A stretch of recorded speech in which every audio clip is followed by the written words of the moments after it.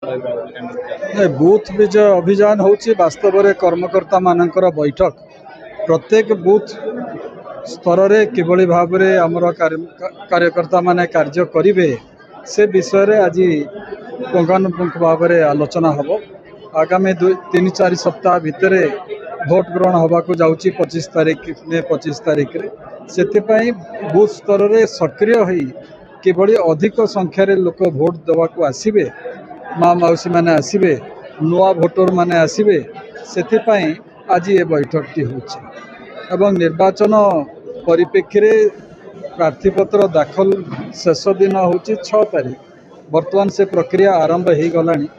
मु आसंता 3 तारीख शुक्रवार दिन सकाल 11टा बेले अति निराडंबर भाव में मोर प्रार्थीपत्र दाखल करी।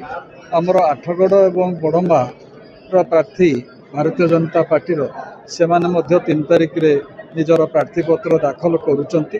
खंडपड़ार विधायक प्रार्थी विधान भारतीय जनता पार्टी से 2 तारीख रे प्रार्थीपत्र दाखल करुचंती। सदर विधानसभा निर्वाचन मंडलीर भाजपा प्रार्थी 6 तारीख रे निजर प्रार्थीपत्र दाखल करुचंती। एभली भाव में समस्ते 6 तारीख पर्यंत एनगेज अछंती प्रार्थीपत्र दाखल करने प्रक्रिया रे। 6 तारीख पर आउरी अधिक जोरदार भाव में भारतीय जनता पार्टी तार प्रचार कार्य आरंभ